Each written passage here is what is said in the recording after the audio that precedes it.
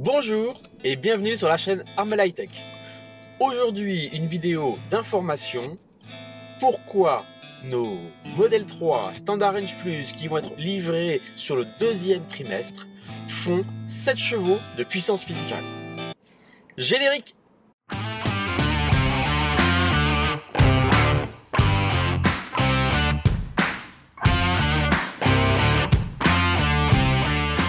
Pour commencer, je tenais à vous remercier car sur les dernières vidéos que j'ai publiées, la proportion d'abonnés qui lisent les vidéos est impressionnante. Ma toute dernière vidéo publiée ce week-end sur notre borne de recharge, j'étais hier à 45% d'abonnés en lecture. Merci à vous. Ce qui veut dire que j'ai 65% d'abonnés qui ne regardent pas encore la vidéo et que il y a plus de la moitié des personnes qui regardent mes vidéos qui ne sont pas abonnées. Donc, eh ben vous ne saurez pas le contenu de cette vidéo si vous ne vous abonnez pas maintenant, si vous ne cliquez pas sur la petite cloche et si vous ne mettez pas le petit pouce j'aime. Je vous laisse 5 secondes.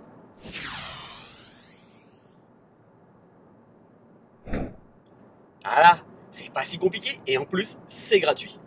Allez, on reprend le fil de la vidéo. Voilà, aujourd'hui une petite vidéo, je filme en conduisant sur mon trajet et je revenais vers vous car j'ai eu l'information hier grâce à des échanges sur un groupe Facebook que je suis et certains ont reçu leur carte provisoire d'immatriculation. En effet, ceux qui ont déjà payé leur véhicule, leur CPI, leur ont été envoyés.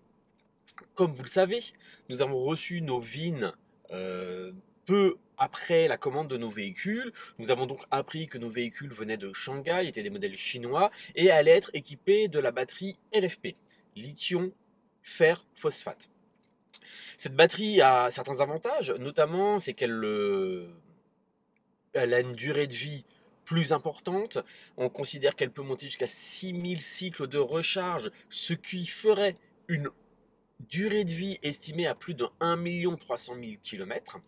Les batteries LFP ont aussi cette capacité d'être plus endurantes, un peu plus robustes, et donc vont beaucoup mieux supporter des cycles de charge répétés, réguliers, de petite intensité, et vont aussi, contrairement aux batteries lithium-cadmium, supporter bien mieux des charges à 100%, ce qui s'adapte pas mal à la LR+, parce que c'est vrai que, étant donné qu'on a un petit peu moins d'autonomie, on va être amené sur de plus grands trajets à vouloir porter la charge de nos batteries à 100%. Sur les autres générations de batteries, Tesla disait le faites pas trop, ça peut abîmer la batterie, et si vous le faites, partez assez rapidement après la charge à 100%.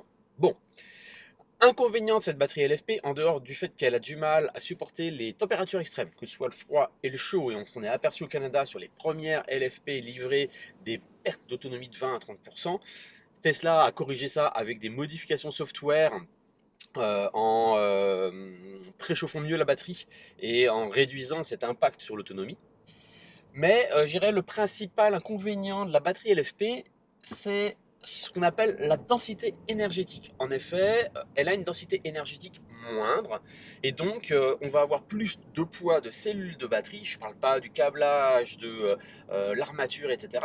Mais plus de poids de batterie pour avoir la même autonomie. Et donc, on a découvert en effet que les Model 3 Standard Range Plus qui sont en train d'arriver pour la livraison mai-juin font sur la balance 150 kg de plus. Et donc, on a été nombreux à se poser la question, mais c'est pas possible, on va pas avoir les mêmes performances que les autres véhicules. Et en fait, ce que certains se sont aperçus en consultant leur CPI, donc leur certificat provisoire d'immatriculation, c'est que sur le CPI, on a différentes catégories, notamment, si je me souviens bien, c'est le code D2 sur nos cartes grises.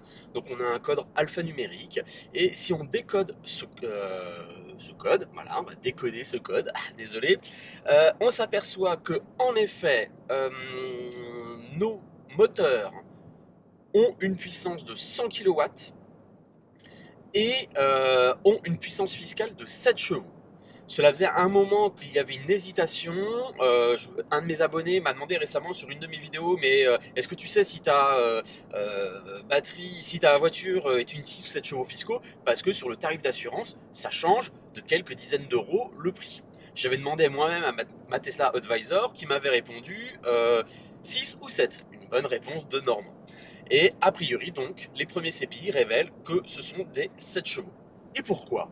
Eh bien, parce que si on décode ce code en D2 sur le CPU, on s'aperçoit que donc ça commence par 003, modèle 3 ou Y, la lettre E qui veut dire que c'est la modèle 3, le chiffre 6 qui indique bien que c'est une standard range batterie CATL, c'est-à-dire LFP, la lettre R qui veut dire rear motor, donc le moteur à l'arrière, la lettre P, performance moteur, la lettre Q 003 du catégorie I. Et donc, ces deux dernières lettres nous indiquent que nos standards Range Plus vont être équipés du même moteur arrière que la performance à 325 chevaux et non pas le moteur de 285 chevaux à 6 chevaux fiscaux des dernières livraisons américaines avec une batterie nickel-cadmium plus légère. Donc, nos standards Range Plus vont bénéficier du moteur arrière de la performance plus puissant pour compenser le poids supplémentaire dû à nos batteries LFP. CQFD. Voilà, donc avec Tesla, on n'en sait pas grand-chose en fait. On va nous dire, voilà, votre voiture, elle accélère à telle vitesse, elle a telle autonomie, et après, la petite cuisine interne, eh bien, ils font un petit peu découvrir. Hein. C'est vrai que moi, je découvre ça sur toutes les voitures thermiques que j'avais achetées avant. Chez BMW, un 1,8 litre diesel, c'est un 1,8 litre diesel. Hein. On sait ce qu'on a dans la voiture, etc. On n'est pas en train de se demander, est-ce que c'est un 1,755 litre, est-ce que c'est un 1,823 litre de cylindrée, etc. Voilà, donc on s'aperçoit qu'il faut un petit peu décoder les choses avec Elon. Merci Elon. Et donc, on va bénéficier du moteur performance. C'est cool ça quand même. Voilà, écoutez, merci d'avoir suivi cette vidéo. Bonne fin de journée à vous et à bientôt sur la chaîne Armel High Tech.